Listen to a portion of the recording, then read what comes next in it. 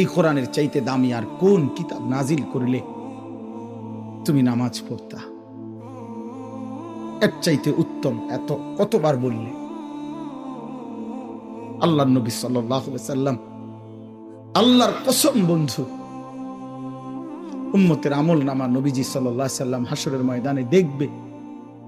নবীজির সামনে আমল নামা নবী হাতে নিবে, দেখবে।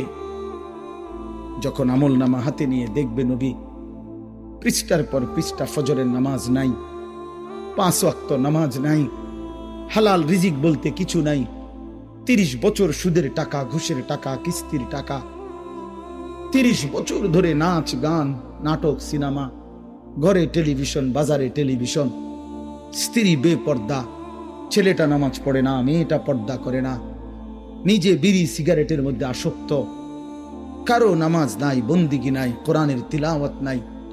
এই আমল নামা দেখে আল্লাহর কসম নবী জিজ্ঞাসা করবে, উম্মত এত বড় বেইজ্জতি তুই আমারে কেমনে করলি? উম্মত আমার সামনে এটা তুই কি দিলি?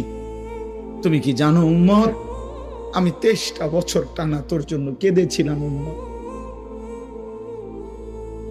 আমি এমন কাঁদা কাঁদছি রে উম্মত তোদের জন্য, এশার নামাজের পরে দাঁড়াইছি, ফজরের আজান পর্যন্ত আমি আমার মালিকের কাছে তোদের জন্য, উম্মতের জন্য চোখের পানি ফেলে কাঁদছিলাম।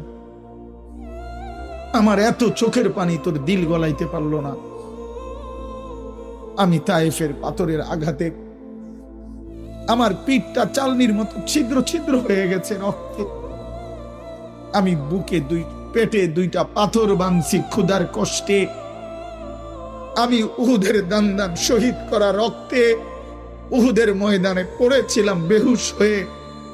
আমার ঘরের চুলায় 3 মাস রান্নার জন্য কোনোদিন চুলায় আগুন জ্বলে নাই।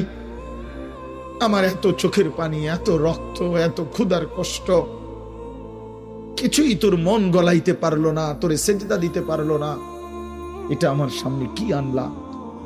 আমি এই আমল নামা নিয়ে আল্লাহর সামনে কেমনে দাঁড়াবো? আমি কেমনে বলবো আমার মালিকের কাছে আমি কি সুপারিশ করব? আমি কেমনে বলবো রব্বুল আলামিন এটা আমার শ্রেষ্ঠ নবীর শ্রেষ্ঠ উম্মতের আমল নামা? বল ভাই আমার, তুমি বলো, তুমি বলো।